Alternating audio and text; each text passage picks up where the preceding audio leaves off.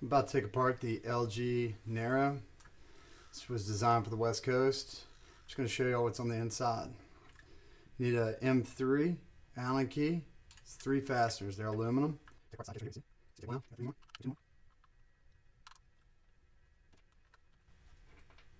Okay. Once you get to this point, you can pull them apart. You got your main case, and you got your side case. Nothing is falling out of them. Set down your side case first and let's look inside. Right here is your clicker. It's your little clicker tooth that makes the sound. Make sure she's clean. Sometimes a little grease gets on it. Also, you can check it on your spool gear. That's what makes the sound. There. So I'm going to take it down a little step further this time. I'm going to hold the spool in my left hand and I'm going to cup it, and then I'm going to grab the preset knob. While it's in free spool, I'm going to loosen backwards. So counterclockwise, off it comes. There's your preset knob. Then you're going to take your drag lever off. Right here. It's got your cam inside. The little gold looking piece. Now, you're going to turn it to the spool side, down, and you're going to lift straight up.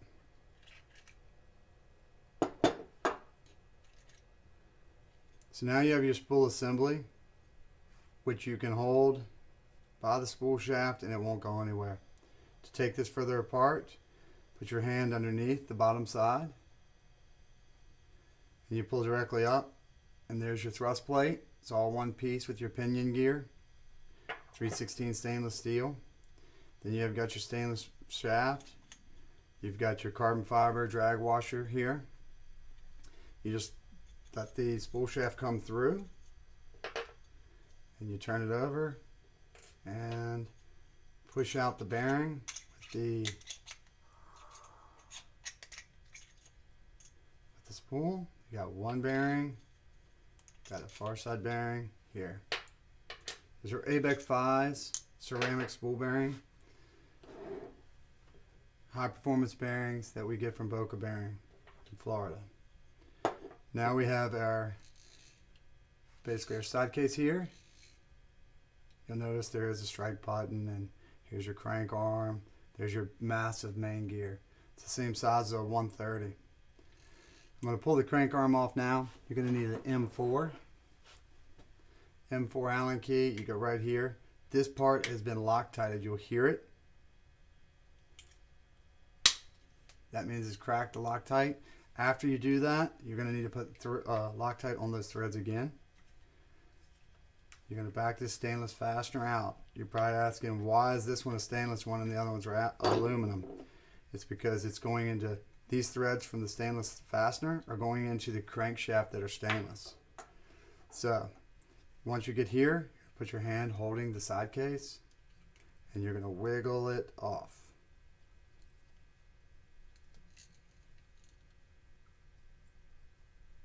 It's a good tight fit so it doesn't come off when fighting fish on us. So now she's almost off. You just back and forth wiggle it and then she comes off. You'll see that there's some of the red Loctite residue still there. You got your crankshaft, your outboard bearing, and your main gear. Show you a little feature here of what we do with the air reels that are a little bit different than everybody else's. Right here on your crankshaft or on your crank arm, there's a surface that's been raised. Most companies have a washer that's a square hole. It's been made with an EDM machine that you cannot find anywhere.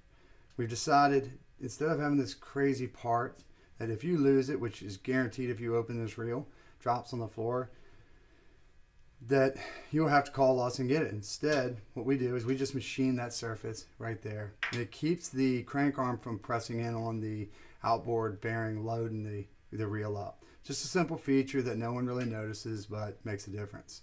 So here's your crank arm and your ball handle assembly.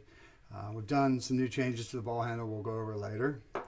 So everything's nearly apart. Now we've got the side case here and your main gear. I'm going to push it out. All you're going to do is push from the drive side out and you're going to push up, and you're going to pull up with this. Pull the gear up. Okay. First thing you'll notice is there's a pawl right here. And then you'll see the gear, the AR system inside. Here's your thrust bearing, an upgrade that we've made to these reels for 2017. Due to corrosion, thrust bearings, when you get a corroded thrust bearing, you will feel grinding and you think your main gear is bad. It's not. All it is the bearings have corroded inside of here, and from there you feel it and transfers right into the crank arm. Replacement of this bearing is the fix. We've already made it a really heavy duty bearing. Now we're using the same heavy duty bearing and now adding ceramic balls to it, ceramic hybrid. So the corrosion will drop tremendously. You got your inboard bearing, you have a clutch bearing inside there, and you got a little pawl here. It's got a little spring and kicker. It goes for right-handed or left-handed. You'll notice in here, this gear is the same size as a 130 gear. This is how we get away with we don't need 2 speeds. You got plenty of torque. You'll notice in here, there's all the teeth that we machine into it, right here. So you'll notice that. So if we're going to put all this back together, you notice there isn't a lot of washers and parts sitting on this table. It's pretty easy. I would start by getting the side plate back together. Take the side plate. You're going to take the gear. You're going to put it straight in. At this point, this is when you would want to lube it and grease it. We recommend and we use Tef Gel. It's a product that's superior to any other. You always hear about us talking about WD-40 and wiping our stuff down. Well, that's the only stuff that will actually take the grease off or thin it a little bit. All other greases, I'm just going to tell you, it is the best grease, and there's a reason for it. Most of the leading industry people out there are using it in other industries other than the fishing industry. There's a thick and a thin. You can get it in syringes. We have it. We actually use little tubs with little mascara brushes. Keeps you from getting a lot of the paint, the hairs to get into the gear, and you'll feel a thump later down the road. So you can go ahead and apply grease to this gear and put a little grease right there on the bearing. Okay, once you get to this point, I would recommend turn it over with your hand on the back side of the gear, and you're going to grab the crank arm. You're going to place the crank arm right on that again. Now, at this point, you've got your fastener and your M4, and you're going to put it in. You're going to turn it just slightly in to get it started, and you're going to drop a slight touch of Loctite, red Loctite in there on that thread. Then once you've done that, you can crank her on in. And on this one, you can tighten up. Once this is tight, make sure it's kind of firm. Once it's tight, you can wipe off the excess Loctite, grease, or anything. She will not come apart. It's all one piece now. So now we're going to go to the spool. So you're going to grab the spool shaft. You're going to put the largest bearing on the outboard side of the two. So there's a small and a large. You can see the two difference. Okay. You're going to drop her on the outside. You notice there's no washers and other little pieces in there. It's just very simple. You're going to grab the spool. And on the spool, you see the clicker gear. That side, you're going to put it in it. Straight in. Aim it straight down. Make sure it seats. You'll hear that little bit of click. You flip it over. When your finger's here, you flip it over. You drop the other bearing straight in. And then you have one spring here. Small spring. You just put it there. It's for your thrust plate. You kind of wiggle it. Make sure it seats in. You can squeeze it. Now, you've got your thrust plate. The one little bushing that always gives people a hard time is this little teeny white bushing.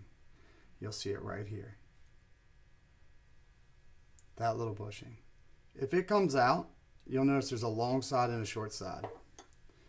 Right there. Put the long side inward towards the bearing right here on the thrust plate. So long is going in. Now, once you have this, you grab your spool and all your assembly, and all you're going to do is put it in. So now you've got your spool assembly. Now you're going to hold the spool shaft, grab your main case, put it in, and you'll feel it key. Rotate it, it's in. Now, you've got your main case, your spool, and your side case. You're going to turn your side case, locate it, and then you're going to bring it, you'll hear it lock. So you see that? It locks in with the gear cover. At this point, grab a fastener, hold it together with one hand, your 3mm Allen key, and you begin to tighten it down. Again, these are aluminum fasteners. It's recommended to put Tough Gel on those fasteners. Barely tighten them. You'll feel just a little bit of thumb pressure. It keeps it, you will not get corrosion, and this will be very easy to get apart at the end of the season. So you put all 3 in, and then we'll set the preset knob. Okay, you notice again there, not much pressure. So she should be able to turn and move. You just now got to put your drag lever. So in this little part here is your drag lever. All the components. So you've got your drag lever here, you've got your cam here, and you got your preset knob. You're gonna get your drag lever, you're gonna place it on the side case. Go back to free spool. Free spool is back towards you. Now you've got your cam, you've got a ramp surface, and then you actually have a detent surface. You notice both of them are greased. You want to put grease on those as well. When you put it in here, you're going to rotate it and you will feel it key in and it'll drop down. It just rotates and drops down when it follows the key. Now, this little spring, you put towards the bottom is the flat surface and the arced edge is coming on the outboard side. Now, the final bit is your preset knob. And while in free spool, you put this preset knob on and you tighten it up. Put your thumb in the center and it actually helps you quite a bit to get it on there quick. Once you get started, you can go at it a little bit.